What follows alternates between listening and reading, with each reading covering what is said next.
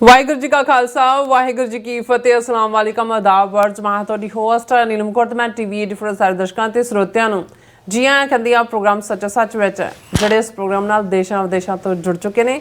Khalsa affair centre ਦੇ ਸੰਚਾਲਕ doctor Amanjit Singh ji studio 'ਚ ਮੇਰੇ ਨਾਲ ਸ਼ਾਮਿਲ ਨੇ।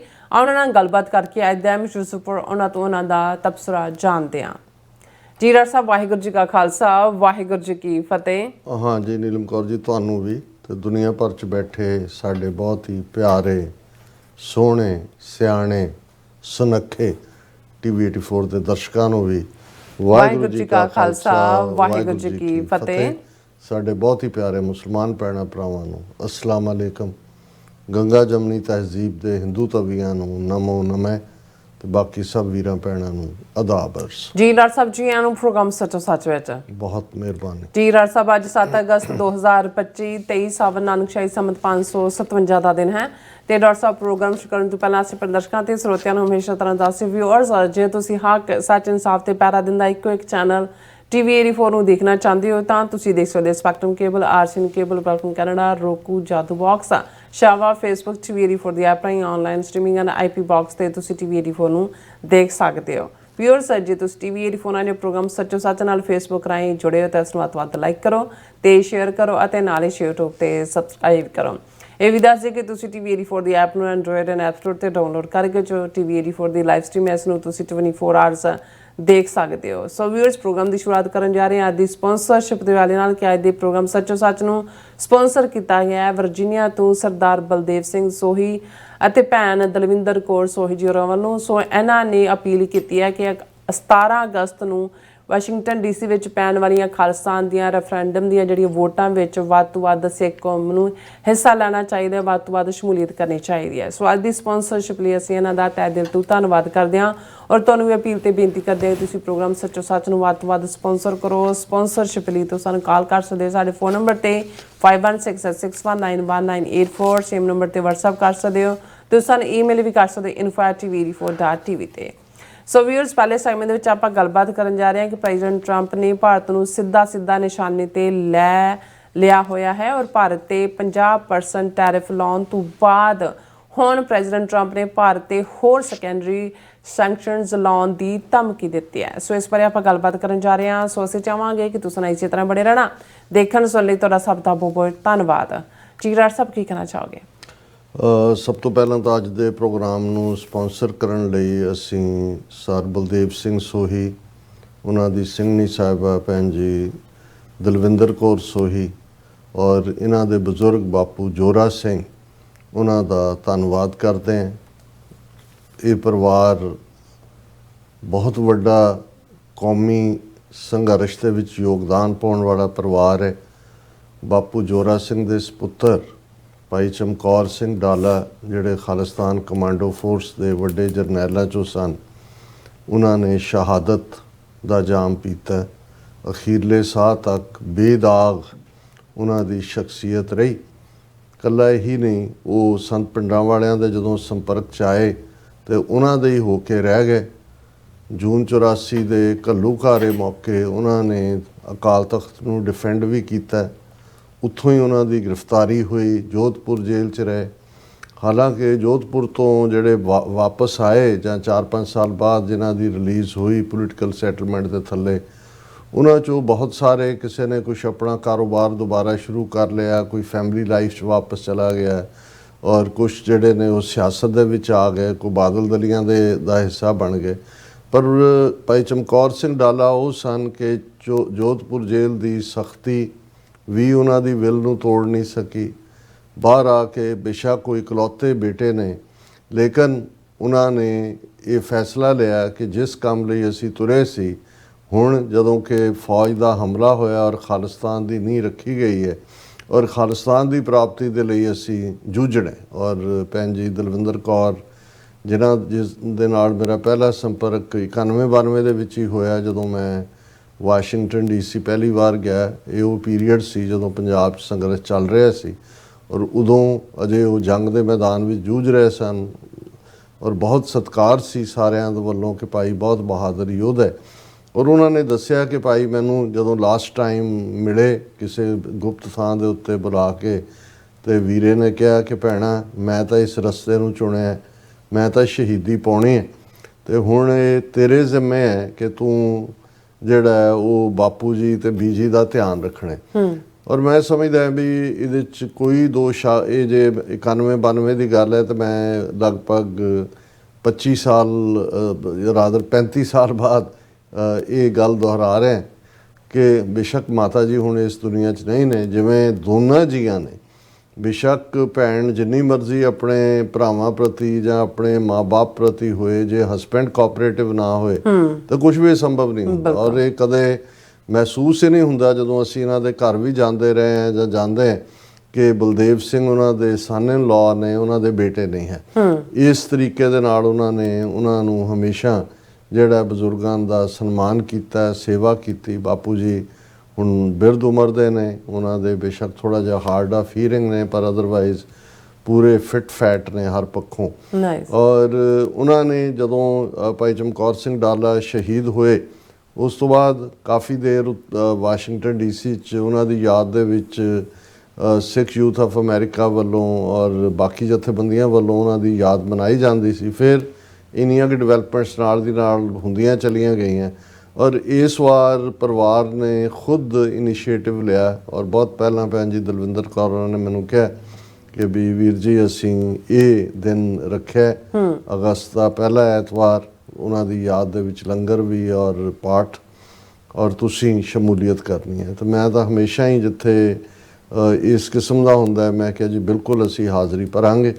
ਸੋ ਦਰਸ਼ਕ ਬੈਕਗਰਾਊਂਡ ਦੇ ਵਿੱਚ ਪਿਕਚਰਸ ਵੀ ਦੇਖ ਸਕਦੇ ਨੇ। ਐਤਵਾਰ ਦਾ ਮੁੱਖ ਸਮਾਗਮ ਗੁਰਦੁਆਰਾ ਸਿੰਘ ਸਭਾ ਬ੍ਰੈਡਿਕ ਰੋਡ ਦੇ ਉੱਤੇ ਜਿਹੜਾ ਇਸ ਵੇਲੇ ਖਾਲਿਸਤਾਨੀ ਐਕਟੀਵਿਟੀ ਦੀ ਹੱਬ ਹੈ ਉਸ ਦੇ ਉੱਤੇ ਜਿਹੜਾ ਉਹਨਾਂ ਦੀ ਯਾਦ ਨੂੰ ਸਮਰਪਿਤ ਸਮਾਗਮ ਹੋਇਆ।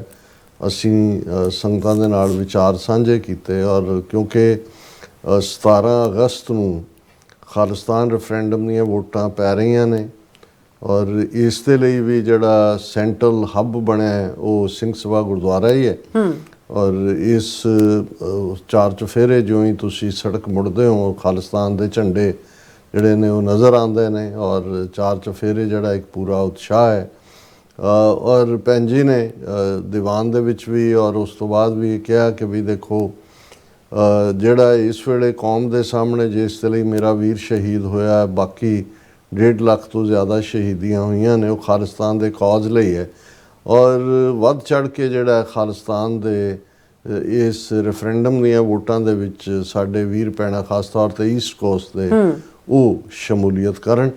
ਸੋ ਉਹਨਾਂ ਦੀ ਅੱਜ ਦੀ ਜਿਹੜੀ ਹੈ ਇਸ ਅਪੀਲ ਨੂੰ ਤੁਸੀਂ ਵੀ ਦੁਹਰਾਇਆ, ਅਸੀਂ ਵੀ ਉਸ ਨੂੰ ਦੁਹਰਾ ਰਹੇ ਔਰ ਅਸੀਂ ਸਮਝਦੇ ਹਾਂ ਕਿ ਇਹ ਬੜਾ ਜ਼ਰੂਰੀ ਹੈ। ਬੇਸ਼ੱਕ ਮਤਭੇਦ ਵੀ ਹੁੰਦੇ ਨੇ ਕਈ ਵਾਰ, ਇਹ ਜਿਹੜਾ ਕੁਛ ਪਾਰਟ ਹੈ ਉਸ ਦੇ ਉੱਤੇ ਦੋ ਰਾਵਾਂ ਹੋ ਸਕਦੀਆਂ ਨੇ ਪਰ ਇਸ ਨਾਲ ਕੌਣ ਡਿਸਐਗਰੀ ਕਰ ਸਕਦਾ ਹੈ ਕਿ ਕੌਮੀ ਘਰ ਖਾਲਿਸਤਾਨ ਦੇ ਲਈ ਜੋ ਵੀ ਢੰਗ ਤਰੀਕਾ, ਜੋ ਵੀ ਜਥੇਬੰਦੀ ਜਿਸ ਲੈਵਲ ਦੇ ਉੱਤੇ ਵੀ ਕੰਮ ਕਰਦੀ ਹੈ ਉਹਦੇ ਨਾਲ ਸਹਿਯੋਗ ਕਰਨਾ ਹਰ ਇਹ ਪੰਥਕ ਸੋਚ ਵਾਲੇ ਗੁਰਸਿੱਖ ਵੀਰ ਭੈਣ ਦਾ ਫਰਜ਼ ਹੈ ਔਰ ਉਹ ਨਿਭਾਉਂਦਾ ਵੀ ਹੈ। ਬੇਸ਼ੱਕ ਬਹੁਤ ਵਾਰ ਇਨ ਦਾ ਐਂਡ ਫਰਸਟ੍ਰੇਸ਼ਨਸ ਵੀ ਪੱਲੇ ਪੈਂਦੀਆਂ ਨੇ। 40 ਸਾਲ ਦੇ ਵਿੱਚ ਅਸੀਂ ਦੇਖਿਆ ਹੀ ਹੈ ਕਿ ਕਈ ਵਾਰ ਬਹੁਤ ਹੋਪਸ ਰੇਜ਼ ਹੁੰਦੀਆਂ ਔਰ ਫਿਰ ਉਸ 'ਚੋਂ ਫਰਸਟ੍ਰੇਸ਼ਨ ਨਿਕਲਦੀ ਹੈ। ਪੰਜਾਬ ਦੇ ਹਵਾਲੇ ਨਾਲ ਦੇਖੋ, ਮੈਂ ਤਾਂ ਇਹ ਦੇਖ ਰਿਹਾ ਸੀ ਵੀ 1995 ਤੋਂ ਬਾਅਦ ਵੀ ਕਿਸ ਕਿਸਮ ਦਾ 2012 'ਚ ਜਦੋਂ ਬਲਵੰਤ ਸਿੰਘ ਰਾਜੋਆਣਾ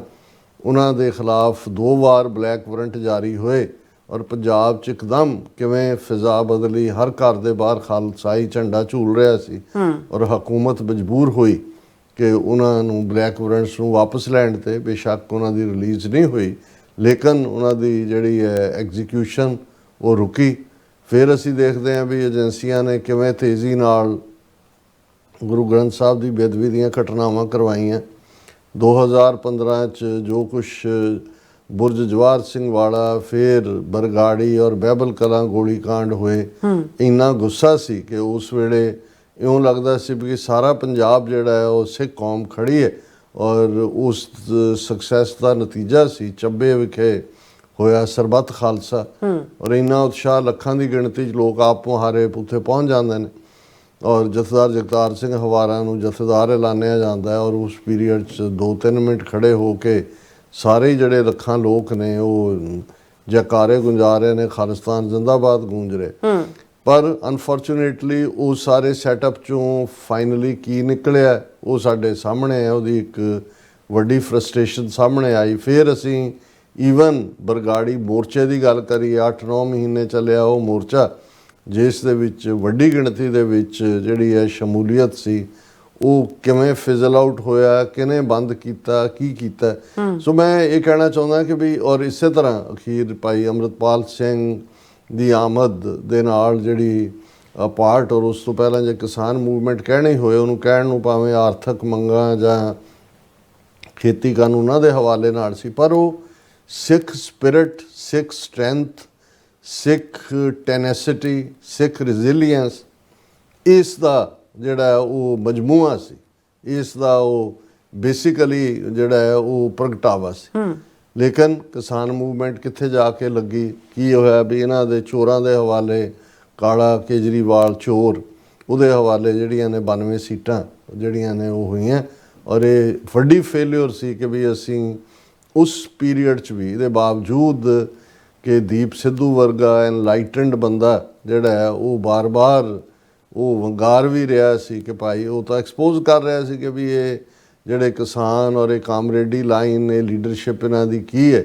ਔਰ ਵੰਗਾਰ ਇਹੀ ਸੀ ਕਿ ਭਾਈ ਈਵਨ ਭਗਵੰਤ ਮਾਨ ਦੇ ਹਵਾਲੇ ਨਾਲ ਤੁਸੀਂ ਉਹਨਾਂ ਦੇ ਦੀਪ ਸਿੱਧੂ ਦੇ ਪ੍ਰੋਫੈਟਿਕ ਵਰਡ ਨੇ, ਉਹਨਾਂ ਨੇ ਕਿਹਾ ਵੀ ਇਹਦੀ ਸ਼ਕਲ ਧਿਆਨ ਨਾਲ ਦੇਖੋ, ਜੇ ਇਹਦੇ ਹੱਥ ਉਦੋਂ ਤਾਂ ਜੇ ਬਣਿਆ ਵੀ ਨਹੀਂ ਸੀ, ਚੋਣਾਂ ਵੀ ਨਹੀਂ ਸੀ ਹੋਈਆਂ ਕਿਸਾਨ ਮੂਵਮੈਂਟ ਦੇ ਵੇਲੇ, ਪਰ ਆਮ ਆਦਮੀ ਪਾਰਟੀ ਇਨ ਰੋਡਸ ਬਣਾ ਰਹੀ ਸੀ। ਉਹਨਾਂ ਨੇ ਕਿਹਾ ਜੇ ਇਹ ਚੀਫ ਮਿਨਿਸਟਰ ਬਣਿਆ ਤੇ ਬੁੱਚੜ ਬਿੰਤੇ ਤੋਂ ਮਾੜਾ ਸਾਬਤ ਹੋਏਗਾ। ਔਰ ਅਸੀਂ ਦੇਖਦੇ ਹਾਂ ਫਿਰ ਜਦੋਂ ਇਹ ਵੰਗਾਰ ਸੀ ਕਿ ਵੀ ਗੱਲ ਤੁਸੀਂ ਇਹਨੂੰ ਸਿਰਫ ਖੇਤੀ ਕਾਨੂੰਨਾਂ ਤੱਕ ਮਹਿਦੂਦ ਰੱਖ ਕੇ, ਉਹ ਤਾਂ ਪਹਿਲਾਂ ਨਹੀਂ ਸੀ, ਖੇਤੀ ਕਾਨੂੰਨ ਬਣਾਏ ਤਾਂ ਸਾਡਾ ਕੀ ਹਾਲ 'ਚ ਵਾਪਸ ਲੈ ਲਏ ਤਾਂ ਉਹੀ ਜੈਸੇ ਥੇ ਬਦਤਰ ਹੈ। ਸੋ ਗੱਲ ਜਿਹੜੀ ਹੈ ਫਸਲਾਂ ਦੀ ਨਹੀਂ ਹੈ, ਗੱਲ ਨਸਲਾਂ ਦੀ। ਔਰ ਫਿਰ ਸਾਡੇ ਆਲੇ ਤੇ ਦਿੱਲੀ ਵਾਲੇ, ਹੁਣ ਇਹ ਸਾਰਾ ਅਸੀਂ ਪੜ੍ਹ, ਲੇਕਿਨ ਉਸ ਸਾਰੇ ਉਭਾਰ 'ਚੋਂ ਸਰ ਸਿਮਰਨਜੀਤ ਸਿੰਘ ਮਾਨ ਜਿੱਤੇ ਜਦੋਂ ਪਾਰਲੀਮੈਂਟਰੀ ਇਲੈਕਸ਼ਨ ਉਦੋਂ ਤੱਕ ਭਾਵੇਂ ਦੀਪ ਸਿੰਘ ਸਿੱਧੂ ਜਿਹੜੇ ਨੇ ਉਹ ਇਸ ਦੁਨੀਆ ਨੂੰ ਅਲਵਿਦਾ ਕਹਿ ਗਏ ਸੀ, ਲੇਕਿਨ ਉਹ ਇੱਕ ਮੋਮੈਂਟਮ ਸੀ ਜਿਸ 'ਚੋਂ ਉਹ ਵਿਕਟਰੀ ਨਿਕਲੀ। ਉਸ 'ਚੋਂ ਹੀ ਵਾਰਿਸ ਪੰਜਾਬ ਦੇ ਫਿਰ ਭਾਈ ਅੰਮ੍ਰਿਤਪਾਲ ਸਿੰਘ ਸੀਨ ਦੇ ਉੱਤੇ ਆਏ। ਉਸ ਪੀਰੀਅਡ 'ਚ ਵੀ ਅਸੀਂ ਦੇਖਦੇ ਹਾਂ ਕਿ ਵੀ ਕੁਛ ਆਪਣੀਆਂ ਜਥੇਬੰਦੀਆਂ ਦਾ ਦੀਪ ਸਿੱਧੂ ਪ੍ਰਤੀ ਵੀ ਕੀ ਰਵੱਈਆ ਸੀ, ਅੰਮ੍ਰਿਤਪਾਲ ਸਿੰਘ ਹੋਰਾਂ ਪ੍ਰਤੀ ਵੀ। ਇਹਦੇ ਬਾਵਜੂਦ ਕਿ ਜੇ ਅਸੀਂ ਸਾਰਾ ਅਜਨਾਲਾ ਕਾਂਡ ਔਰ ਉਸ ਦੇ ਬਾਵਜੂਦ ਡਿਬਰੂਗੜ੍ਹ ਜੇਲ੍ਹ 'ਚੋਂ ਪਾਰਲੀਮੈਂਟਰੀ ਚੋਣ ਦਾ ਲੜਨਾ, ਔਰ ਇਹਨਾਂ ਦੋਨੋਂ ਹੀ ਭਾਈ ਅੰਮ੍ਰਿਤਪਾਲ ਸਿੰਘ ਔਰ ਸਰਬਜੀਤ ਸਿੰਘ, ਇਹਨਾਂ ਦਾ ਸ਼ਹੀਦ ਬਿਆਨ ਸਿੰਘ ਦੇ ਸਪੁੱਤਰ, ਉਹਨਾਂ ਦਾ ਭਾਰੀ ਵੋਟਾਂ ਦੇ ਨਾਲ, ਲੱਖਾਂ ਦੇ, ਮੋਦੀ ਤੋਂ ਜ਼ਿਆਦਾ ਵੋਟਾਂ ਅੰਮ੍ਰਿਤਪਾਲ ਸਿੰਘ ਨੇ ਲਈਆਂ। ਸੋ ਕੋਈ ਇਹ ਕਹੇ ਕਿ ਜੀ ਦੇਖੋ ਪੰਜਾਬ 'ਚ ਤਾਂ ਉੱਥੇ ਕੁਛ ਨਹੀਂ ਹੈ, ਉੱਥੇ ਕੋਈ ਨਹੀਂ ਹੈ, ਇਹ ਮੈਂ ਇਸ ਲਈ ਬਾਰ-ਬਾਰ ਰਿਮਾਈਂਡਰ ਦਿੰਦਾ ਹੁੰਦਾ ਕਿ ਭਾਈ ਗੱਲ ਸੰਗਤ ਦੇ ਲੈਵਲ ਤੇ ਫੇਲਿਅਰ ਦੀ ਨਹੀਂ ਹੁੰਦੀ ਕਦੇ ਵੀ, ਜਾਂ ਕਦੇ ਨਹੀਂ ਹੋਈ ਹੈ।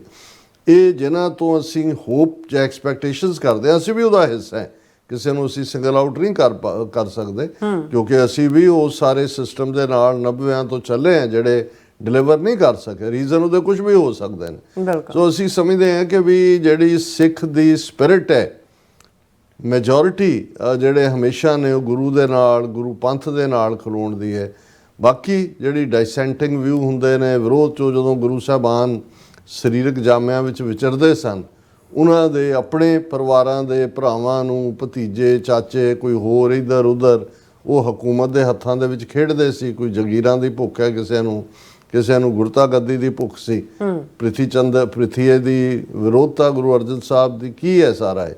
ਸੋ ਉਹ ਕਲਾਸ ਵੀ ਨਾਲ ਰਹਿਣੀ ਹੈ। ਮਤਲਬ ਇੱਕ ਪਾਸੇ ਅਸੀਂ ਦੇਖ ਰਹੇ ਹਾਂ ਵੀ ਜੇ ਯੂਕੇ ਦੇ ਵਿੱਚ ਉਹਨਾਂ ਦਾ ਯੂਕੇ ਚੈਰਿਟੀ ਕਮਿਸ਼ਨ 5.5 ਸਾਲ ਬਾਅਦ ਜਿਹੜਾ ਇਹ ਦਿੰਦਾ ਫੈਸਲਾ ਕਿ ਭਾਈ ਸਾਨੂੰ ਕੋਈ ਇਤਰਾਜ਼ ਨਹੀਂ ਹੈ ਗੁਰਦੁਆਰਿਆਂ ਦੇ ਵਿੱਚ ਖਾਲਿਸਤਾਨ ਦਾ ਨਾਂ ਪੋਸਟਰ, ਝੰਡਾ, ਪਲੈਕ ਕੁਛ ਵੀ ਹੋਏ, ਇਹ ਉਹਨਾਂ ਦਾ ਆਪਣਾ ਸਿਧਾਂਤਕ ਮਸਲਾ ਹੈ। ਤੇ ਕੈਨੇਡਾ ਦੇ ਜਿਸ ਗੁਰਦੁਆਰੇ ਦੀ ਅਸੀਂ ਟੋਰਾਂਟੋ ਏਰੀਆ ਦੇ ਵਿੱਚ ਗੱਲ ਕੀਤੀ, ਉਹ ਉਹਨਾਂ ਨੌਜਵਾਨਾਂ ਦੇ ਗਰੁੱਪ ਨੂੰ ਜਿਹੜੇ ਵਿਚਾਰੇ ਜਿਹੜੇ ਨੇ ਉਹ ਐਜੂਕੇਟ ਕਰਨ ਦੀ ਕੋਸ਼ਿਸ਼ ਕਰਦੇ ਨੇ, ਜਿਹੜੇ ਗੁਰਮਤ ਫਲਸਫਾ ਖਾਲਿਸਤਾਨ ਦੀ ਗੱਲ ਸੰਗਤ ਤੱਕ ਪਹੁੰਚਾਉਣ ਦੀ ਉਹਨਾਂ ਦੀ ਮੈਂਬਰਸ਼ਿਪ ਸਸਪੈਂਡ ਕਰਦੇ ਨੇ ਕਿ ਜੀ ਤੁਸੀਂ ਇੱਥੇ ਸੰਗਤ ਨੂੰ ਡਿਵਾਈਡ ਕਰ ਰਹੇ ਹੋ, ਤੁਸੀਂ ਡਿਵਾਈਸਿਵ ਏਜੰਡਾ ਕਰ ਰਹੇ ਹੋ। ਸੋ ਇਹ ਉਹੀ ਕਲਾਸ ਹੈ, ਇੱਕ ਥਾਂ ਤੇ ਨਹੀਂ, ਵੱਖੋ ਵੱਖਰੀਆਂ ਥਾਵਾਂ ਤੇ।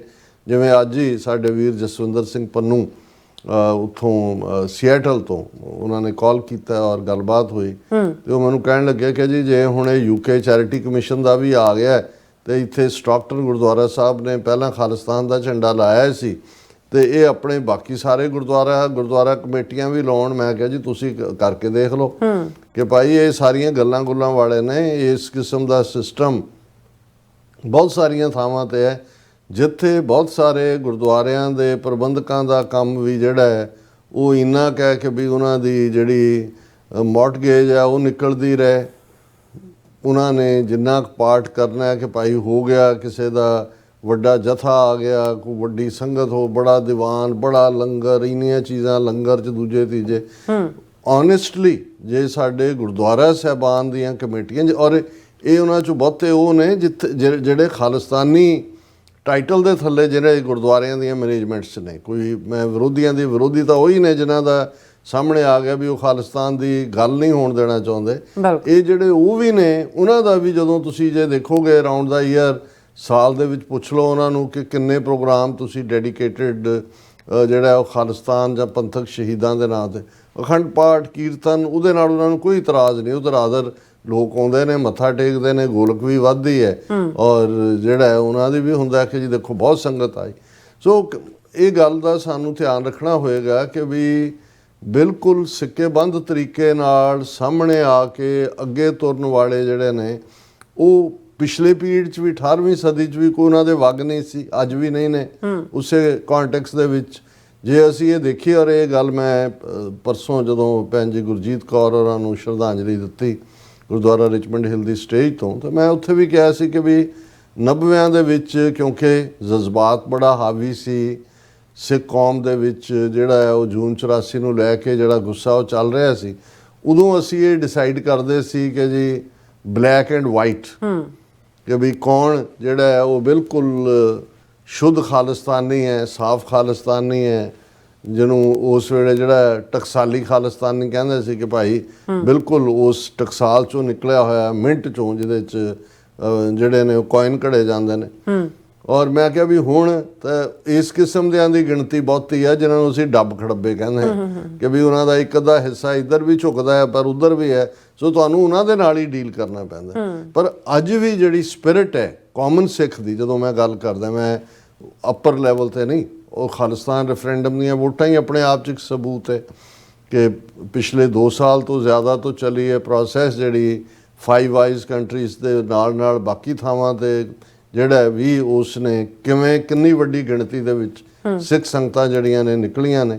ਸੋ ਸਿੱਖ ਸੰਗਤ ਸਾਨੂੰ ਸਭ ਨੂੰ ਸਾਂਝ ਦਾ ਕੌਮੀ ਘਰ ਖਾਲਿਸਤਾਨ ਬਣਾਉਣ ਦੇ ਲਈ ਸਿਰ ਜੋੜ ਕੇ ਬੈਠਣ ਦਾ। ਜਦੋਂ ਤੁਸੀਂ ਪ੍ਰਾਈਵੇਟਲੀ ਗੱਲ ਕਰਦੇ ਹੋ ਕੋਈ ਵੀ ਥੋੜ੍ਹੀ ਬਹੁਤ ਤਲਖੀ ਹੁੰਦੀ ਹੈ, ਆਮ ਸਿੱਖ ਡਿਸਟਰਬ ਹੁੰਦਾ, ਉਹਨੂੰ ਲੱਗਦਾ ਵੀ ਨਹੀਂ ਇਹ ਸਾਨੂੰ ਕਿਉਂ ਨਹੀਂ ਸਮਝ ਆਉਂਦੀ, ਅਸੀਂ ਕਿਉਂ ਨਹੀਂ ਇਵੇਂ ਕਰ ਸਕਦੇ।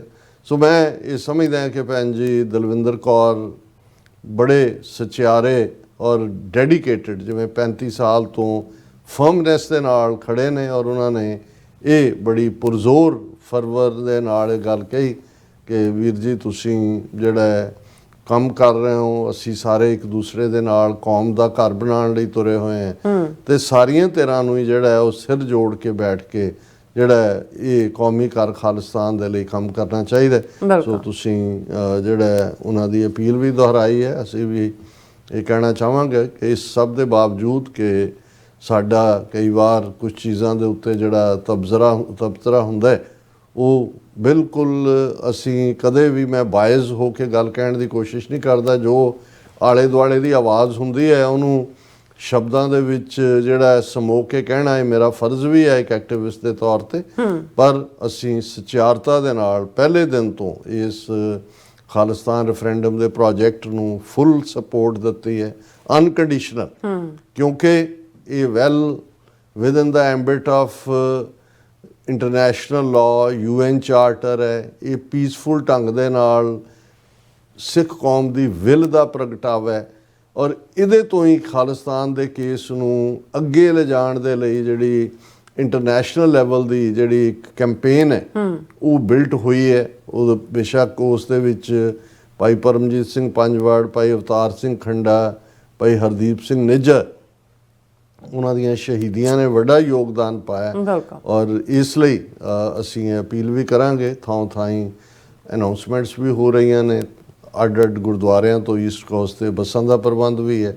ਔਰ ਵੱਧ ਤੋਂ ਵੱਧ ਵੱਡੀ ਗਿਣਤੀ ਦੇ ਵਿੱਚ ਸਿੱਖ ਸੰਗਤਾਂ 17 ਅਗਸਤ ਦੇ ਖਾਲਿਸਤਾਨ ਰੈਫਰੈਂਡਮ ਔਰ ਉਸ ਦੇ ਲਈ ਵਾਈਟ ਹਾਊਸ ਦੇ ਬਾਹਰ ਦਾ ਮਾਲ ਜਿਸ ਨੂੰ ਕਹਿੰਦੇ ਨੇ, ਉਸ ਥਾਂ ਦੇ ਉੱਤੇ ਟੈਂਟ ਟੁੰਟ ਹੋਣਗੇ, ਰੈਲੀ ਵੀ ਹੋਏਗੀ, ਵੋਟਿੰਗ ਵੀ ਹੋਏਗੀ। ਸੋ ਉਸ ਦੇ ਲਈ ਵੱਧ ਤੋਂ ਵੱਧ ਸ਼ਮੂਲੀਅਤ ਕੀਤੀ ਹੈ। ਪ੍ਰੈਜ਼ੀਡੈਂਟ ਟਰੰਪ ਤੇ ਭਾਰਤ ਹੁਣ ਇਸ ਵੇਲੇ ਕਿਆਸ ਰਾਈਆਂ ਇਹ ਨਹੀਂ ਹੈ ਵੀ ਟਰੰਪ ਨੇ ਕੱਲਾ ਇੱਕ ਹੱਥ 'ਚ ਨਹੀਂ, ਦੋਨੋਂ ਹੱਥਾਂ 'ਚ ਮੋਟੇ-ਮੋਟੇ ਲੋਹੇ ਦੀਆਂ ਰੋਡਾਂ ਫੜੀਆਂ ਹੋਈਆਂ ਔਰ ਉਹ ਭਾਰਤ ਨੂੰ ਧੱਕ ਕੇ ਜਿਹੜਾ ਕਿੱਧਰ ਨੂੰ ਲਿਜਾ ਰਿਹਾ। ਪਰ ਬਹੁਤੇ ਤਾਂ ਇਹ ਸੋਚਣ ਦੀ ਜਾਂ ਇਹ ਡਿਬੇਟ ਹੋ ਰਹੀ ਹੈ ਵੀ ਐਸਾ ਕੀ ਹੈ ਟਰੰਪ ਨੇ ਭਾਰਤ ਨੂੰ ਹੀ ਕਿਉਂ ਨਿਸ਼ਾਨੇ ਤੇ ਲਿਆ, ਕਿਉਂਕਿ ਜਿਹੜਾ ਲੇਟੈਸਟ ਇਹ ਤਾਂ ਸਮਝ ਆਇਆ ਕਿ 25% ਟੈਰਿਫ ਜਿਹੜਾ ਪਹਿਲਾਂ ਵੀ ਜ਼ਿਆਦਾ ਸੀ ਉਹ ਤਾਂ ਸੀ, ਲੇਕਿਨ ਜਦੋਂ ਐਡੀਸ਼ਨਲ ਟੈਰਿਫ ਲਾਉਣ ਦੀ ਗੱਲ ਕੀਤੀ ਕਿ ਵੀ ਚੀਨ ਤੋਂ ਜਿਹੜਾ ਰੂਸ ਤੋਂ ਭਾਰਤ ਜਿਹੜਾ ਉਹ ਕਰੂਡ ਆਇਲ ਬਾਏ ਕਰ ਰਿਹਾ। ਸੋ ਪਹਿਲਾ ਸਵਾਲ ਇਹ ਹੈ ਕਿ ਵੀ ਭਾਰਤ ਨਾਲੋਂ ਜ਼ਿਆਦਾ ਤਾਂ ਜਿਹੜਾ ਆਇਲ ਹੈ ਰਸ਼ੀਆ ਤੋਂ ਉਹ ਚੀਨ ਨੇ ਬਾਏ ਕੀਤਾ। ਫਿਰ ਚੀਨ ਦੇ ਨਾਲ ਤਾਂ 150% ਬਣਾ ਕੇ ਫਿਰ ਥੱਲੇ ਜਦੋਂ ਚੀਨ ਨੇ ਰੇਅਰ ਅਰਥ ਮਟੀਰੀਅਲ ਦੀ ਐਕਸਪੋਰਟ ਰੋਕੀ ਤੇ ਫਿਰ ਚੱਲ ਰਿਹਾ। ਔਰ ਚੀਨ ਪ੍ਰਤੀ ਪ੍ਰੈਜ਼ੀਡੈਂਟ ਟਰੰਪ ਦਾ ਬੜਾ ਰਿਸਪੈਕਟਫੁਲ ਵਰਤਾਰਾ ਹੈ, ਕੋਈ ਉਹਦੇ ਨਾਲ ਅਜੇ ਔਰ ਮੋਸਟ ਲਾਈਕਲੀ ਇਸ ਈਅਰ ਐਂਡ ਤੱਕ ਪ੍ਰੈਜ਼ੀਡੈਂਟ ਟਰੰਪ ਦੀ ਵਿਜ਼ਿਟ ਵੀ ਹੋ ਸਕਦੀ ਹੈ ਚਾਈਨਾ ਦੀ। ਫਿਰ ਇਸੇ ਤਰ੍ਹਾਂ ਆ ਰਿਹਾ ਵੀ ਹੋਰ ਵੀ ਮੁਲਕ ਨੇ ਜਿਨ੍ਹਾਂ ਨੇ ਰੂਸ ਦੇ ਨਾਲ ਡੀਲ ਕੀਤੀ ਹੈ। ਪਰ ਭਾਰਤ ਨੂੰ ਹੀ ਜਦੋਂ ਕਿ ਅਜੇ ਪਹਿਲੀ ਟ੍ਰੇਡ ਡੀਲ ਦੀ ਗੱਲ ਵੀ ਜਿਹੜੀ 31 ਜੁਲਾਈ ਤੱਕ ਸੀ, ਜਿਸ ਦਾ ਉਸ ਤੋਂ 2 ਦਿਨ ਪਹਿਲਾਂ ਹੀ 25% ਟੈਰਿਫ ਲਾ ਦਿੱਤੀ, ਜਿਹੜੇ ਅੱਜ 7 ਅਗਸਤ ਨੂੰ ਲਾਗੂ ਹੋ ਜਾਣੇ। ਲੇਕਿਨ ਇਸ ਦੇ ਨਾਲ ਹੀ ਜਦੋਂ ਇਹ ਲਾਗੂ 25% ਲਾਇਆ ਗਿਆ, ਪ੍ਰੈਜ਼ੀਡੈਂਟ ਟਰੰਪ ਨੇ ਕਿਹਾ ਸੀ ਕਿ ਵੀ ਮੈਂ ਭਾਰਤ ਨੂੰ, ਕਿਉਂਕਿ ਉਹ ਚੀਨ ਤੋਂ ਰਸ਼ੀਆ ਤੋਂ ਜਿਹੜਾ ਉਹ ਆਇਲ ਲੈ ਕੇ ਜਿਹੜੇ ਲੋਕ ਯੂਕਰੇਨ ਦੇ ਵਿੱਚ ਬੇਗੁਨਾਹ ਮਰ ਰਹੇ ਨੇ ਉਹਨਾਂ ਨੂੰ ਮਾਰਨ ਵਾਲੀ ਰਸ਼ੀਆ ਦੀ ਵਾਰ ਮਸ਼ੀਨਰੀ ਨੂੰ ਉਹ ਸਪੋਰਟ ਪ੍ਰੋਵਾਈਡ ਕਰ ਰਹੇ ਨੇ, ਮਨੀ ਪ੍ਰੋਵਾਈਡ ਕਰ ਰਹੇ ਨੇ, ਜਾਂ ਇਹ ਕਹੋ ਕਿ ਆਇਲ ਟੂ ਦਾ ਮਸ਼ੀਨ ਦੇ ਰਹੇ ਨੇ। ਔਰ ਇਸ ਲਈ ਉਸ ਨੂੰ ਜਿਹੜਾ ਅਸੀਂ ਜਿਹੜਾ ਹੈ ਉਸ ਦੇ ਉੱਤੇ ਪੈਨਲਟੀ ਲਾਵਾਂਗੇ, ਲਫ਼ਜ਼ ਪੈਨਲਟੀ ਵਰਤਿਆ ਗਿਆ ਸੀ। ਉਦੋਂ ਟੈਰਿਫ ਦੀ ਗੱਲ ਨਹੀਂ ਸੀ, ਕੋਈ ਪਰਸੈਂਟੇਜ ਦੀ ਗੱਲ ਵੀ ਨਹੀਂ ਸੀ। ਔਰ ਅਜੇ ਇਹ ਗੱਲ ਅੱਗੇ ਤੁਰੀ ਹੀ ਸੀ ਕਿ ਨਾਲ ਦੀ ਨਾਲ ਜਿਹੜਾ ਬੀਤੇ 2 ਦਿਨ ਪਹਿਲਾਂ ਜਿਹੜਾ ਪਹਿਲਾਂ ਉਹਨਾਂ ਨੇ 24 ਘੰਟੇ ਦੇ ਵਿੱਚ ਕਿਹਾ ਸੀ ਪੈਨਲਟੀ, ਫਿਰ 24 ਘੰਟੇ ਦੇ ਵਿੱਚ ਆ ਗਿਆ ਕਿ 25% ਐਡੀਸ਼ਨਲ ਟੈਰਿਫ। 25 ਪਹਿਲਾਂ ਸੀ ਤੇ 25 ਦੂਜਾ 50% ਹੋ ਗਿਆ। ਅੱਛਾ, ਹੁਣ ਅਜੇ ਬਾਕੀ ਸਾਰੇ ਦੇਖ ਰਹੇ ਸੀ। ਭਾਰਤ ਨੇ ਕੋਈ ਵੀ ਨਾ ਟਰੰਪ ਦਾ ਨਾਂ ਲੈ ਕੇ ਕੋਈ ਅਪੋਜ਼ ਕਰਨ ਦੀ ਹਿੰਮਤ ਨਹੀਂ ਦਿਖਾਈ। ਹਾਲਾਂਕਿ ਉਹਨਾਂ ਦੀ ਐਕਸਟਰਨਲ ਅਫੇਅਰਸ ਮਿਨਿਸਟਰੀ ਨੇ ਜਿਹੜਾ ਉਹ ਬੜੀ ਡੀਟੇਲਡ ਸਟੇਟਮੈਂਟ ਇਹਦੇ 'ਤੇ 4-5 ਨੁਕਤੇ ਬਣਾ ਕੇ ਔਰ ਉਹਦਾ ਆਧਾਰ ਇਹੀ ਬਣਾਇਆ ਕਿ ਜੀ ਦੇਖੋ ਰੂਸ ਤੋਂ ਤਾਂ ਫਲਾਂ ਵੀ ਲੈ ਰਿਹਾ, ਤੁਸੀਂ ਵੀ ਯੂਰੇਨੀਅਮ ਲੈ ਰਹੇ ਹੋ, ਫਰਟੀਲਾਈਜ਼ਰ ਲੈ ਰਹੇ ਹੋ, ਯੂਰਪ ਦੇ ਫਲਾਣੇ ਮੁਲਕ ਵੀ ਲੈ ਰਹੇ ਨੇ, ਇੱਧਰ ਹੈ ਉੱਧਰ ਹੈ।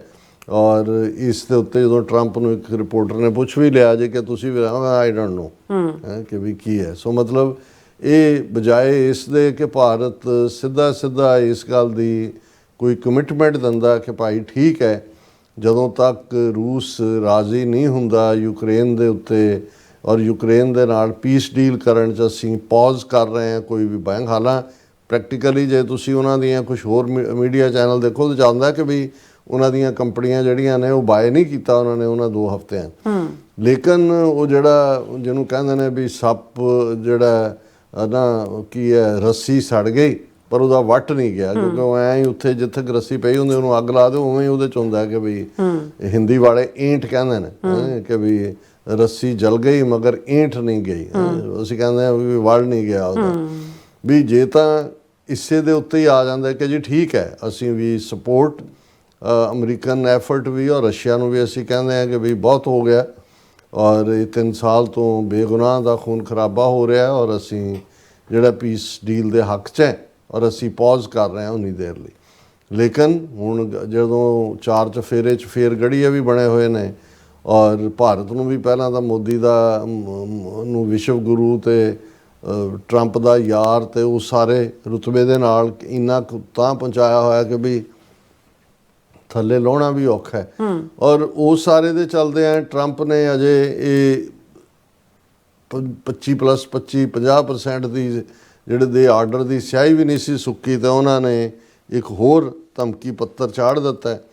Trump warns India of secondary sanctions. ਔਰ ਇਹ ਹੁਣ ਕੰਟੈਕਸਟ ਇਹਦਾ ਇਹ ਹੈ ਕਿ ਜਦੋਂ ਉਹਨਾਂ ਨੂੰ ਟਰੰਪ ਦੀ ਉਹਨਾਂ ਦੇ ਜਿਹੜੇ ਐਗਜ਼ੈਕਟ ਸ਼ਬਦ ਨੇ ਉਹਨਾਂ ਨੂੰ ਜਦੋਂ ਇਹ ਪੁੱਛਿਆ ਗਿਆ ਕਿ ਵੀ ਇਹ ਜਿਹੜਾ ਮਾਸਕੋ ਔਰ ਚਾਈਨਾ ਦੇ ਸੰਬੰਧ ਨੇ, ਚਾਈਨਾ ਵੀ ਤਾਂ ਰਸ਼ੀਅਨ ਆਇਲ ਬਾਈ ਕਰ ਰਿਹਾ। ਚਾਈਨਾ ਜਿਹੜਾ ਲਾਰਜੈਸਟ ਬਾਇਰ ਹੈ ਆਇਲ ਦਾ ਰਸ਼ੀਆ ਤੋਂ 2 ਮਿਲੀਅਨ ਬੈਰਲਸ ਪਰ ਡੇ ਲੈਂਦਾ, ਜਦੋਂ ਕਿ ਇੰਡੀਆ ਅਤੇ ਟਰਕੀ ਉਸ ਤੋਂ ਬਾਅਦ ਨੇ। ਇੰਡੀਆ 1.75 ਮਿਲੀਅਨ ਬੈਰਲਸ ਰਸ਼ੀਅਨ ਆਇਲ ਦੀਆਂ ਡੇਲੀ ਉਸਨੇ ਜਨਵਰੀ ਤੋਂ ਜੂਨ ਤੱਕ ਲਈਆਂ। ਔਰ ਇਸ ਦੇ ਜਵਾਬ ਫਿਰ ਟਰੰਪ ਨੇ ਕਿਹਾ ਇਟਸ ਓਨਲੀ ਬੀਨ 8 ਆਵਰਸ ਕਿ ਅਜੇ ਮੈਂ 8 ਘੰਟੇ ਪਹਿਲਾਂ ਹੀ ਟੈਰਿਫ ਲਾ ਕੇ ਸੈਕੰਡਰੀ ਜਿਹੜਾ ਉਹਨਾਂ 'ਤੇ 25% ਹੋਰ ਪੈਨਲਟੀ ਲਾ ਕੇ ਹਟਿਆ। It's only been 8 hours so let's see what happens. ਦੇਖੋ ਹੁਣ ਕੀ ਹੁੰਦਾ, ਆਗੇ ਦੇਖੋ ਹੋਤਾ ਹੈ ਕਿਆ। You are going to see a lot more, ਜੋ ਟਰੰਪ ਦਾ ਸਟਾਈਲ ਹੈ ਜਿਵੇਂ ਅੰਗਰੇਜ਼ੀ ਮਾਂ, ਅਜੇ ਬਹੁਤ ਫੁੱਲ ਵਰਸਣੇ ਨੇ। You are going to see so much secondary sanctions, Trump said. ਹੁਣ ਸੈਕੰਡਰੀ ਸੈਂਕਸ਼ਨਸ ਕੀ ਨੇ, 50% ਤੋਂ ਉੱਪਰ ਕਿਹੜੀਆਂ ਸੈਕੰਡਰੀਜ਼ ਜਾਂ ਕੀ ਪਾਬੰਦੀਆਂ ਹੋਣੀਆਂ। ਹਾਲਾਂਕਿ ਜਦੋਂ ਇਹ ਪਹਿਲੀਆਂ 25% ਲਾਇਆ, 7 ਭਾਰਤੀ ਕੰਪਨੀਆਂ ਦੇ ਉੱਤੇ ਵੀ ਪਾਬੰਦੀ ਲਾਈ ਗਈ ਜਿਹੜੀਆਂ ਈਰਾਨ ਤੋਂ ਆਇਲ ਬਾਏ ਕਰਦੀਆਂ ਸੀ। ਫਿਰ ਅਡਾਨੀ ਗਰੁੱਪ ਜਿਸ ਅਡਾਨੀ ਨੇ ਆਪਣੇ ਸਾਰੇ ਅਹੁਦਿਆਂ ਤੋਂ ਐਗਜ਼ੈਕਟਿਵ ਡਾਇਰੈਕਟਰ ਉਹ ਅਸਤੀਫੇ ਦਿੱਤੇ ਨੇ ਔਰ ਇਸ ਦੇ ਉੱਤੇ ਕਿਆਸ ਆਈਆਂ ਨੇ ਕਿ ਅਡਾਨੀ ਦੀ ਫਾਈਲ ਵੀ ਜਿਹੜੀ ਹੈ ਟਰੰਪ ਦੀ ਟੇਬਲ ਤੇ ਪਈ ਹੈ ਔਰ 6 ਮਹੀਨੇ ਪਹਿਲਾਂ ਦੇ ਸੰਮਨ ਨਿਊਯਾਰਕ ਕੋਰਟ ਨੇ ਸਰਵ ਕੀਤੇ ਹੋਏ ਨੇ, ਭੇਜੇ ਨੇ ਇੰਡੀਅਨ ਗਵਰਨਮੈਂਟ ਨੂੰ, ਅਜੇ ਤੱਕ ਡਿਲੀਵਰ ਨਹੀਂ ਹੋਏ। ਸੋ ਇਸ ਮਾਮਲੇ ਦੇ ਵਿੱਚ ਜਾਂ ਹੋਰ ਟਰੰਪ ਦੇ ਸਾਹਮਣੇ ਕੀ ਹੈ, ਕਿਉਂਕਿ ਪ੍ਰੈਜ਼ੀਡੈਂਟ ਟਰੰਪ ਜਿਸ ਗੱਲ ਦੇ ਉੱਤੇ ਫਿਰ ਪੈ ਜਾਂਦੇ ਨੇ ਇਹ ਜਿਵੇਂ ਅਸੀਂ ਕਿਹਾ ਕਿ ਵੀ ਬਹੁਤੇ ਤਾਂ ਇਹੀ ਅੰਦਾਜ਼ਾ ਲਾ ਰਹੇ ਨੇ ਕਿ ਜੀ ਕੀ ਹੈ। ਹੁਣ ਮਤਲਬ ਆ ਪਿਛਲੇ ਕੱਲ੍ਹ ਹੀ ਪ੍ਰੈਜ਼ੀਡੈਂਟ ਟਰੰਪ ਨੇ JP Morgan, bank of America, ਦੂਜੇ ਤੀਜੇ ਜਿਹੜੇ 3 ਵੱਡੇ ਵੈਲਸ ਫਾਰਗੋ, ਉਹਨਾਂ ਨੂੰ ਵੀ ਜਿਹੜਾ ਉਹ ਲਾਈਨ 'ਚ ਖੜਾ ਕਰ ਲਿਆ। ਉਹਨੇ ਜਦੋਂ ਪ੍ਰੈਜ਼ੀਡੈਂਟ ਦੀ ਪਹਿਲੀ ਟਰਮ ਮੁੱਕੀ ਤੇ ਉਹ ਕਹਿੰਦੇ I had lot of money ਔਰ ਮੈਂ ਅਕਾਊਂਟ ਖੁਲਾਉਣਾ ਚਾਹੁੰਦਾ ਸੀ ਤੇ ਉਹਨਾਂ ਨੇ ਮੇਰੇ ਅਕਾਊਂਟ ਹੀ ਨਹੀਂ ਖੋਲ੍ਹੇ ਕਿਸੇ ਬੈਂਕ ਨੇ। ਉਹਨਾਂ ਨੇ ਕਿਉਂਕਿ ਉਦੋਂ ਬਹੁਤ ਸਾਰਾ ਕੈਪੀਟਲ ਹਿਲ ਰਾਈਟਿੰਗ ਵੀ ਹੋ ਚੁੱਕੀ ਸੀ ਔਰ ਬਹੁਤ ਸਾਰਾ ਜਿਹੜਾ ਉਹ ਕੇਸ ਵੀ ਬਣ ਗਏ ਸੀ ਟਰੰਪ ਤੇ ਔਰ ਸੋ ਸਾਰਿਆਂ ਨੂੰ ਲੱਗਦਾ ਸੀ ਵੀ ਗੱਲ ਤਾਂ ਹੁਣ ਇਹ ਗੌਨ ਹੈ। ਇਹ ਤਾਂ ਕਿਸੇ ਨੇ ਨਹੀਂ ਸੀ ਸੋਚਿਆ ਕਿ ਫਿਰ ਵਾਪਸ ਆਏਗਾ ਔਰ ਦੁਬਾਰਾ ਬਣੇਗਾ। ਹੁਣ ਉਹ ਇੱਕ ਦੇ ਨਾਲ ਜਿਹੜਾ ਉਹ ਹਿਸਾਬ ਕਿਤਾਬ ਵੀ ਬਰਾਬਰ ਕਰ ਰਿਹਾ।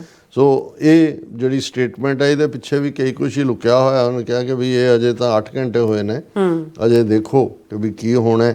ਔਰ ਫਿਰ ਜਿਹੜਾ ਜੇ ਅਸੀਂ ਟੈਰਿਫ ਦੇਖੀਏ ਵੀ ਭਾਰਤ ਦੇ ਉੱਤੇ 50% ਦੇ ਮੁਕਾਬਲੇ ਬਾਕੀ ਮੁਲਕਾਂ ਤੇ ਚਾਈਨਾ ਦੇ ਉੱਤੇ ਅਜੇ 30% ਨੇ। ਹਾਲਾਂਕਿ ਨੈਗੋਸ਼ੀਏਸ਼ਨ ਚੱਲ ਰਹੀ ਹੈ, ਚਾਈਨਾ ਨੇ ਮੰਨੇ ਨਹੀਂ ਹੋਏ।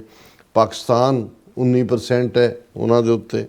ਵੀਅਤਨਾਮ ਦੇ ਨਾਲ ਜਿਹੜੀ ਡੀਲ, ਕਿਉਂਕਿ ਇਹ ਡੀਲ ਹੋ ਚੁੱਕੀ ਇਹਨਾਂ ਦੀ ਜਿਹਨਾਂ ਮੈਂ ਕੋਟ ਕਰ ਰਿਹਾ, ਵੀਅਤਨਾਮ 20% ਹੈ, ਇੰਡੋਨੇਸ਼ੀਆ 19% ਹੈ, ਬੰਗਲਾਦੇਸ਼ 20% ਹੈ।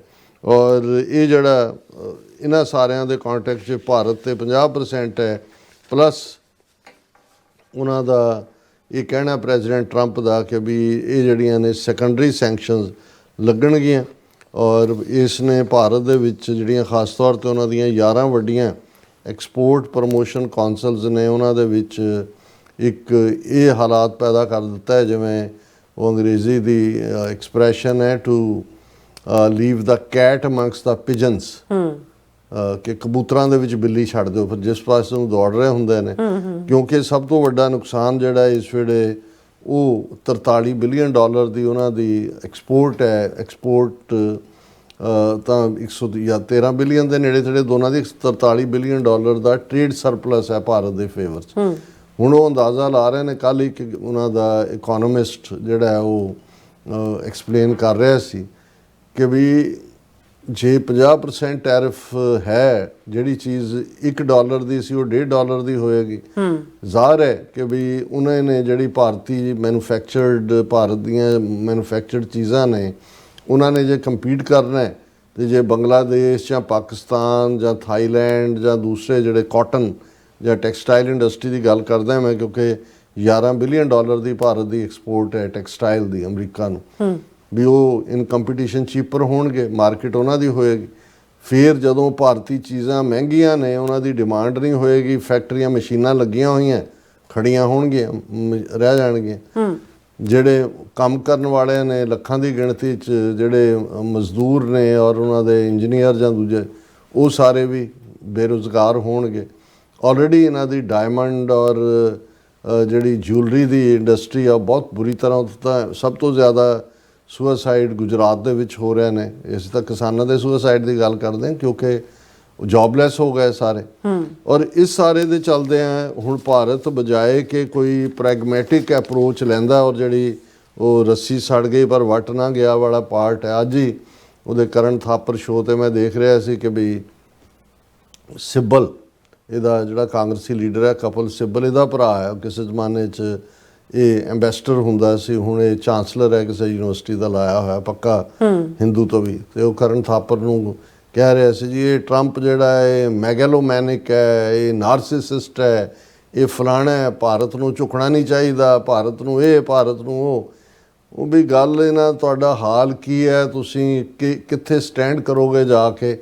ਲੇਕਿਨ ਇਹ ਜਿਹੜਾ ਕਨਫਿਊਜ਼ਨ ਹੁੰਦਾ ਜਾਂ ਦੂਜਾ, ਔਰ ਜਿਉਂ ਹੀ ਇਹ ਟਰੰਪ ਨੇ ਇਹ ਸਾਰਾ ਪਾਰਟ ਕੀਤਾ, ਹੁਣ ਅਜੀਤ ਡੋਵਾਲ ਜਾ ਕੇ ਉੱਥੇ ਬੈਠਾ ਹੋਇਆ ਰਸ਼ੀਆ, ਪੁਤਿਨ ਦੇ ਨਾਲ ਮੁਲਾਕਾਤਾਂ, ਔਰ ਉੱਥੋਂ ਆ ਗਿਆ ਜੀ ਹੁਣ ਪੁਤਿਨ ਦੀ ਵਿਜ਼ਿਟ ਹੋਏਗੀ ਇਸ ਸਾਲ ਐਂਡ ਦੇ ਉੱਤੇ ਭਾਰਤ ਦੇ ਵਿੱਚ। ਫਿਰ ਆਇਆ ਜੀ ਇਹ ਜਿਹੜਾ ਗਿਆ ਡੋਵਲ ਜਾਂ ਦੂਜਾ, ਇਹ ਪ੍ਰੀ ਸਕੈਜੂਲਡ ਸੀ ਮੀਟਿੰਗ, ਇਹ ਪਹਿਲਾਂ ਤੋਂ ਹੀ ਜਿਹੜੀ ਹੈ ਨਿਰਧਾਰਿਤ ਸੀ, ਕੋਈ ਨਵੀਂ ਮੀਟਿੰਗ ਨਹੀਂ ਸਕੈਜੂਲ ਕੀਤੀ। ਪਰ ਤੁਸੀਂ ਟਾਈਮਿੰਗ, ਜੇ ਤੁਸੀਂ ਅਮਰੀਕਾ ਦੇ ਨਾਲ ਕੋਈ ਡੀਲ ਸਟ੍ਰਾਈਕ ਕਰਨੀ ਹੈ, ਹਾਲਾਂਕਿ ਦਰਵਾਜ਼ੇ ਬੰਦ ਨਹੀਂ ਹੁੰਦੇ, ਨੈਗੋਸ਼ੀਏਸ਼ਨ ਹੈ, ਹੋ ਸਕਦਾ ਡੀਲ ਸਟ੍ਰਾਈਕ ਵੀ ਹੋ ਜਾਏ ਅਲਟੀਮੇਟਲੀ, ਪਰ ਤੁਸੀਂ ਬਲਦੀ ਦੇ ਉੱਤੇ ਤੇਲ ਪਾ ਕੇ ਇੱਕ ਪਾਸੇ ਰੂਸ ਨੂੰ ਹਾਂ, ਇਸ 'ਚ ਇੱਕ ਮਾਮਲੇ 'ਚ ਇਹਨਾਂ ਨੂੰ ਕੋਈ ਰਾਹਤ ਦਾ ਚਾਂਸ ਹੋ ਸਕਦਾ ਹੈ। ਹਾਲਾਂਕਿ ਉਹ ਵੀ ਟਰੰਪ ਨੇ ਪ੍ਰੋਮਿਸ ਨਹੀਂ ਕੀਤਾ, ਕਿਉਂਕਿ ਜਿਹੜੇ ਟਰੰਪ ਦਾ ਐਨਵॉय ਸੀ ਰਸ਼ੀਆ ਨੂੰ, ਉਹਨਾਂ ਨੇ ਮੁਲਾਕਾਤ ਕੀਤੀ ਰਸ਼ੀਆ ਦੇ ਫੋਰਨ ਮਿਨਿਸਟਰ ਨਾਲ, ਔਰ ਇਸ ਗੱਲ ਦੀਆਂ ਪੋਸੀਬਿਲਿਟੀਜ਼ ਨੇ ਕਿ ਆਉਣ ਵਾਲੇ 2-3 ਹਫ਼ਤੇ ਦੇ ਵਿੱਚ ਔਰ maybe earlier President Trump ਔਰ ਪੁਤਿਨ ਦੀ ਡਾਇਰੈਕਟ ਮੁਲਾਕਾਤ ਹੋਏ, ਔਰ ਉਸ 'ਚ ਸੀਜ਼ਫਾਇਰ ਜਿਹੜਾ ਇਸ ਵੇਲੇ ਟਰੰਪ ਚਾਹੁੰਦੇ ਨੇ ਵੀ ਉਹ ਡਿਲੀਵਰ ਕਰਨ ਕਿ ਉਹ ਹੋ ਸਕੇ। ਪਰ ਜਦੋਂ ਉਹਨਾਂ ਨੂੰ ਟਰੰਪ ਨੂੰ ਪੁੱਛਿਆ ਗਿਆ ਕਿ ਜਿਹੜੀਆਂ ਤੁਸੀਂ ਭਾਰਤ ਦੇ ਉੱਤੇ ਸੈਂਕਸ਼ਨਸ ਔਰ ਦੂਸਰੀਆਂ ਲਾਈਆਂ ਨੇ, ਔਰ ਜੇ Trump noncommittal on whether extra India tariff will go with Russia Ukraine ceasefire, ਉਹਨੂੰ ਪੁੱਛਿਆ ਵੀ ਜੇ ਸੀਜ਼ਫਾਇਰ ਹੋ ਜਾਏ ਰਸ਼ੀਆ ਤੇ ਯੂਕਰੇਨ 'ਚ, ਫਿਰ ਜਿਹੜੀਆਂ ਭਾਰਤ ਦੇ ਉੱਤੇ ਟੈਰਿਫਸ ਨੇ ਉਹ ਰੁਕ ਜਾਣਗੀਆਂ। ਇਸ ਦੇ ਉੱਤੇ ਉਹਨੇ ਕੋਈ ਵੀ ਜਵਾਬ ਨਹੀਂ ਦਿੱਤਾ। ਉਹਨਾਂ ਨੇ ਕਿਹਾ ਕਿ ਵੀ ਦੇਖੋ ਅਜੇ ਕੀ ਹੁੰਦਾ। ਔਰ ਇਹ ਸਾਰੇ ਦੇ ਚੱਲਦੇ ਆ ਜਿਹੜੇ ਐਕਸਪੋਰਟਰ ਨੇ ਟੈਕਸਟਾਈਲ ਦੇ ਹੋਣ, ਡਾਇਮੰਡ ਹੋਏ, ਦੂਸਰੀ ਇੰਡਸਟਰੀ ਵਾਲਾ 50% ਚੀਜ਼ਾਂ ਜਿਨ੍ਹਾਂ 'ਚ ਮੈਡੀਸਨ ਫਾਰਮਾ ਇੰਡਸਟਰੀ ਹੈ, ਉਹਦੇ 'ਤੇ ਇਫੈਕਟ ਨਹੀਂ ਹੋਏਗਾ। ਜਿਹੜੀ ਇਹ ਟੈਰਿਫ ਲੱਗੇ ਨੇ ਉਹਨਾਂ ਨੂੰ ਪਹਿਲਾਂ ਹੀ ਐਗਜ਼ੈਂਪਟ ਕੀਤਾ ਕਿਉਂਕਿ ਉਹਨਾਂ ਦੀ ਲੋੜ ਵੀ ਹੈ। ਲੇਕਿਨ ਇਸ ਸਾਰੇ ਦੇ ਚੱਲਦੇ ਆ ਜਿਹੜਾ ਡੋਵਲ ਦਾ ਔਰ ਇਸ ਕਿਸਮ ਦਾ ਇਹ ਪ੍ਰੋਵੋਕੇਸ਼ਨ ਹੈ। ਇਹਨਾਂ ਨੂੰ ਇਹ ਆਪਣੇ ਆਪ ਨੂੰ ਸਮਝਦੇ ਬਹੁਤ ਸਿਆਣੇ ਨੇ, ਪਰ ਇਹਨਾਂ ਨੂੰ ਅਮਰੀਕਨ ਸਾਈਕੀ ਦਾ ਪਤਾ ਨਹੀਂ ਹੈ ਕਿ ਵੀ ਇਹ ਅਮਰੀਕਨਸ ਨੂੰ ਤੁਸੀਂ ਜਦੋਂ ਇਸ ਕਿਸਮ ਦਾ ਵਰਤਾਰਾ ਕਰੋਗੇ ਤਾਂ ਫਿਰ ਇਹ ਵੀ ਸਾਡੇ ਪੇਂਡੂ ਸਮਾਜ ਵਾਂਗ ਜਦੋਂ ਬਦਲੇ ਦੇ ਉੱਤੇ ਉਤਰਦੇ ਨੇ ਔਰ ਅੱਖਾਂ 'ਚ ਖੂਨ ਉਤਰਿਆ ਹੁੰਦਾ ਤੇ ਤੁਸੀਂ ਅੱਗੋਂ ਜਿਹੜਾ ਹੋਰ ਜਿਹੜਾ ਉਹ ਚਾਂਬਲੇ ਹੋ ਤੇ ਫਿਰ ਜਿਹੜਾ ਉਹ ਖਲਾਸੀ ਹੁੰਦੀ ਨਹੀਂ। ਸੋ ਉਹਨਾਂ ਦੇ ਆਪਣੇ ਵੀ ਕਈ ਕਹਿੰਦੇ ਨੇ ਕਿ ਅਬ ਕਿਆ ਹੋਗਾ ਤੇਰਾ ਕਾਲੀਆ, ਤੇ ਕੁਛ ਕਹਿੰਦੇ ਨੇ ਕਿ ਜੀ ਅਬ ट्रंप चाचा आगे क्या करेंगे। जी राज साहब ਤੁਹਾਡਾ ਬਹੁਤ ਸ਼ੁਕਰੀਆ। ਸੋ ਥਲੈਨ ਬ੍ਰੇਕ ਔਰ ਬ੍ਰੇਕ ਤੇ ਜਾਣ ਤੋਂ ਪਹਿਲਾਂ ਅਸੀਂ ਦਰਸ਼ਕਾਂ ਦੇ ਸਰੋਤਿਆਂ ਨੂੰ ਅਪੀਲ ਤੇ ਬੇਨਤੀ ਕਰਦੀ ਵਿਊਅਰਸ, ਜਿਸ ਤਰ੍ਹਾਂ ਕਿ ਤੁਸੀਂ ਜਾਣਦੇ ਹੋ ਕਿ TV 84 ਇੱਕ ਪੰਥਕ ਚੈਨਲ ਹੈ। TV 84 ਦੀ ਚੜ੍ਹਦੀ ਕਲਾ ਲਈ ਵੱਧ ਤੋਂ ਵੱਧ ਡੋਨੇਟ ਕਰੋ। ਡੋਨੇਟ ਕਰਨ ਲਈ ਸਾਡੀ ਵੈਬਸਾਈਟ tv84.tv ਤੇ ਜਾ ਕੇ ਪੇਪਲ ਦੀ ਵਰਤੋਂ ਕਰਕੇ ਵਨ ਟਾਈਮ ਡੋਨੇਟ ਕਰ ਸਕਦੇ ਹੋ, ਮੰਥਲੀ ਡੋਨੇਟ ਵੀ ਕਰ ਸਕਦੇ ਹੋ। ਤੁਸੀਂ TV84 ਦੇ ਨਾਮ ਤੇ ਚੈੱਕ ਬਣਾ ਕੇ ਸਾਨੂੰ ਮੇਲ ਵੀ ਕਰ ਸਕਦੇ ਹੋ ਸਾਡੇ ਇਸ ਪਤੇ ਤੇ 36-01 37th Avenue ਲੌਂਗ ਆਈਲੈਂਡ ਸਿਟੀ ਨਿਊਯਾਰਕ 11101 USA, ਜਾਂ ਫਿਰ ਤੁਸੀਂ ਸਾਨੂੰ ਫੋਨ ਰਾਹੀਂ ਸੰਪਰਕ ਕਰ ਸਕਦੇ ਹੋ 5166619184। ਤੁਸੀਂ ਸਾਨੂੰ ਈਮੇਲ ਵੀ ਕਰ ਸਕਦੇ info@tv84.tv ਤੇ। ਅਸੀਂ ਤੁਹਾਡੇ ਤਹਿ ਦਿਲ ਤੋਂ ਸ਼ੁਕਰਗੁਜ਼ਾਰ ਹੋਵਾਂਗੇ। ਸੋ ਥੱਲੇ ਬ੍ਰੇਕ ਵਿਊਅਰਸ ਤੁਸੀਂ ਇਸੇ ਤਰ੍ਹਾਂ ਬਣੇ ਰਹਿਣਾ। ਮਿਲਦੇ ਹਾਂ ਆਫਟਰ ਦਿਸ ਸ਼ਾਰਟ ਬ੍ਰੇਕ।